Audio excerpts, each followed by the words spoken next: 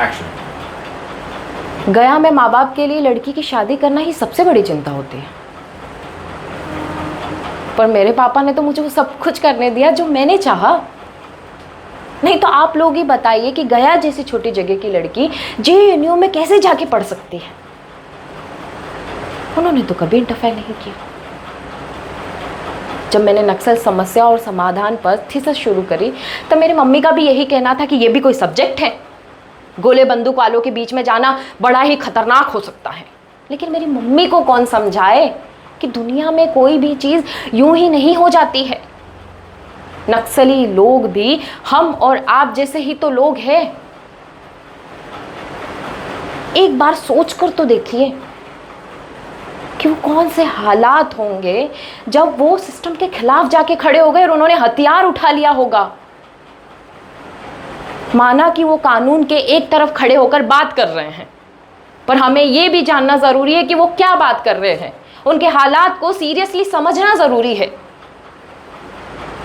सरकार को भी शासन करने के जगह उदार होना चाहिए कि नहीं, और उन्हें मूल धारा से जोड़ने के लिए जरूरी पहल करनी चाहिए। मुझे प्रॉब्लम उन लोगों से है जो इन दबे कुचले लोगों के गुस्से से पैदा हुए मूवमेंट को हाईजैक कर रहे हैं, जेएनयू जैसे एजुकेशनल इंस्टीट्यूट को आइडियोलॉजी का अखाड़ा बना रहे हैं, लोगों को गुमराह कर रहे हैं और गरीब मजलूम के मदद करने की आड़ में हिंसा फैला रहे हैं। उनके लिए तो ये भी एक बिजनेस ही है।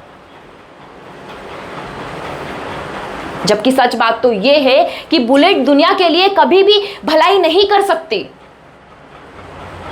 दो वर्ल्ड वॉर इसके एग्जाम्पल भी है।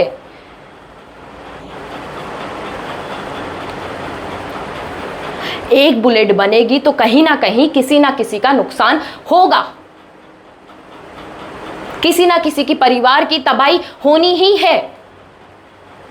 बुलेट कभी कंस्ट्रक्टिव नहीं हो सकती है। सच बात तो यह है कि जनता को पीस चाहिए, और ये खून खराबे के बाद ये कभी इमेजिन नहीं किया जा सकता।